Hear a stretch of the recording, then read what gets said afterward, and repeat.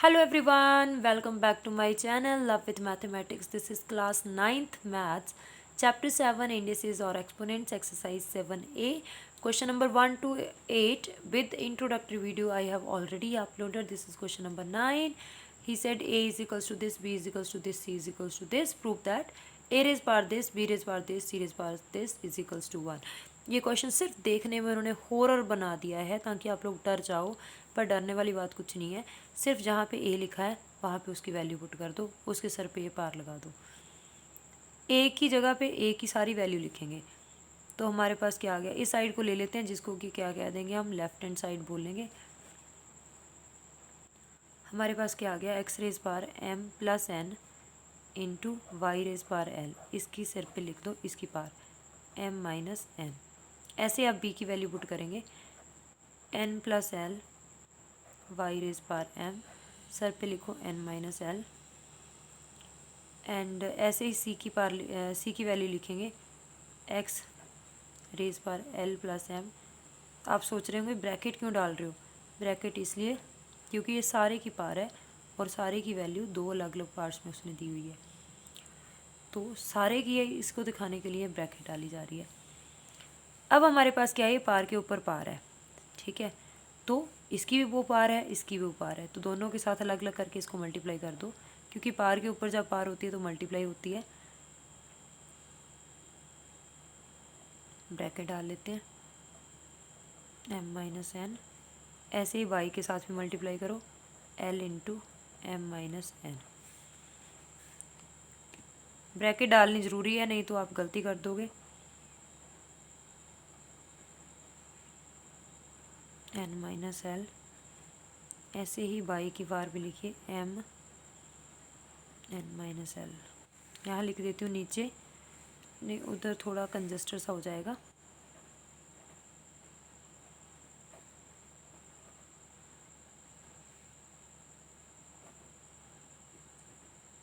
यहाँ पे भी ब्रैकेट डालनी ज़रूरी है, नहीं तो आप सिर्फ एन को एल के साथ मल्टीप्लाई करके लिख दोगे, या फिर एम को सिर्फ एन के साथ, एल को सिर्फ एम के साथ, ऐसे मल्टीप्लाई करके लिख दो। ब्रैकेट डालोगे तो पता चलेगा सारे को मल्टीप्लाई करना।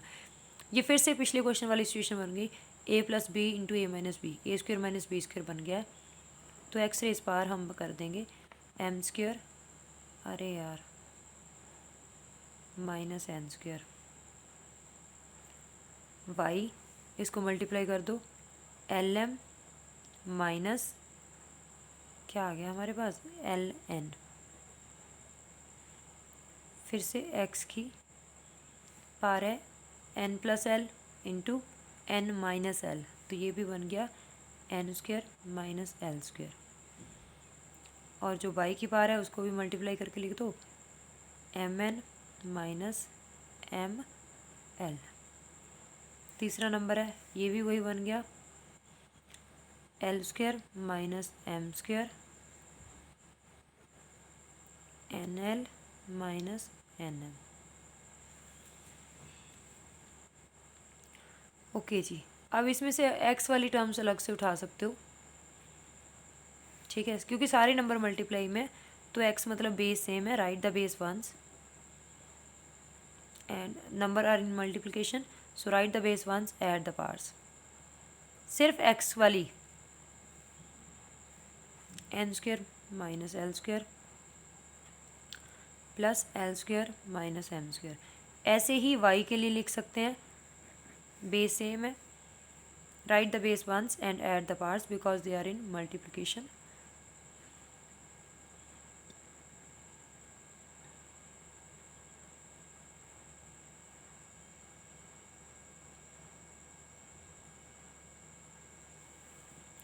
अब देखते हैं कुछ कैंसिल होता है तो एन स्क्र से N square cancel, M square से M square cancel, L square से एल स्क्र कैंसिल, क्योंकि एक प्लस की एक माइनस की है सबकी, तो एक्स रेज पर बचा हमारे पास ज़ीरो। अब आई बारी वाई की, plus L M minus L M minus L N plus L N.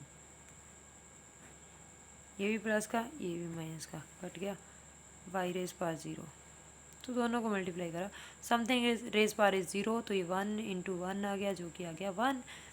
तो left hand side is equals to right hand side, we have proved that. देखो इसमें कुछ भी नहीं था,